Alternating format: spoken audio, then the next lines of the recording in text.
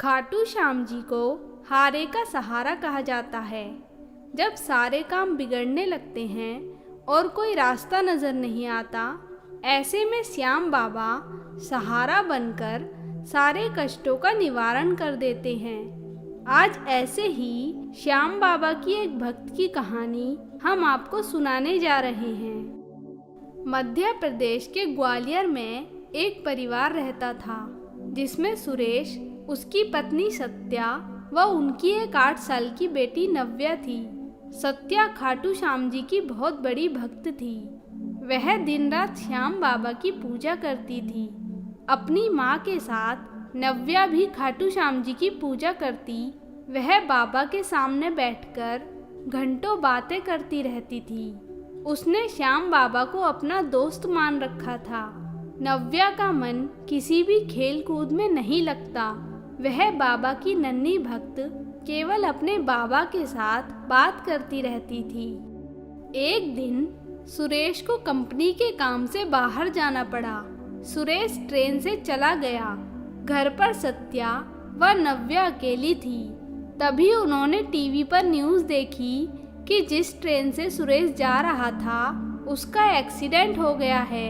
यह खबर सुनकर माँ बेटी का बुरा हाल हो गया। उन्होंने सुरेश को फ़ोन लगाया, पर सुरेश का फ़ोन बंद आ रहा था। रात के समय दोनों कहीं जा भी नहीं सकती थी। सत्या ने श्याम बाबा का दीपक जलाया और दोनों माँ बेटी बाबा के चरणों में बैठकर रोने लगी। रोते रोते वे बाबा के सामने ही सो गईं। सुबह जब उनकी आँख खुली तभी फ़ोन की घंटी बजी।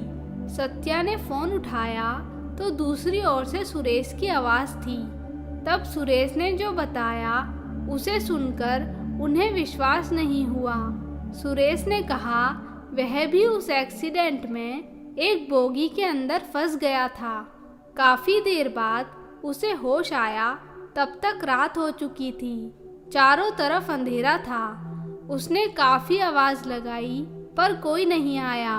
उसे लगा कि वह अब नहीं बच पाएगा। उसके पैर काम नहीं कर रहे थे।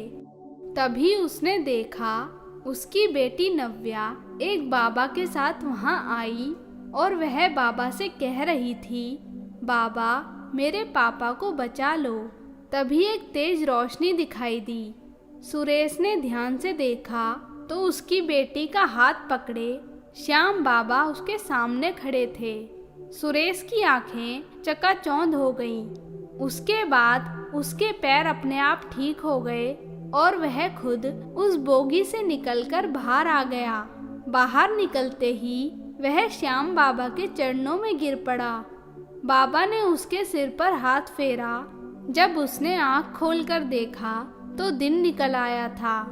ना वहाँ बाबा थे, ना उसकी बेटी नव्या। तभी उसने एक व्यक्ति से फ़ोन लेकर घर पर फ़ोन किया। यह सारी बात सुनकर सत्या व नव्या बाबा के चरणों में नतमस्तक हो गई। दोनों रोने लगी। बाबा ने एक बेटी की पुकार सुनकर स्वयं उसके पिता की रक्षा की। अगले दिन सुरेश घर आ गया। उसके बाद पूरा परिवार खाटू नरेश के दरबार में पहुंच गया। नव्या ने पहली बार बाबा के दर्शन किए थे। उसकी आंखों से आंसू बह रहे थे। नव्या का विश्वास श्याम बाबा में और अधिक बढ़ गया था। दोस्तों, आपको ये कहानी कैसी लगी हमें कमेंट बॉक्स में ज़रूर बताएं और ऐसी ही सच्ची घटनाएं देखने के लिए हमारे चैनल कथा अमृत को सब्सक्राइब करें। धन्यवाद।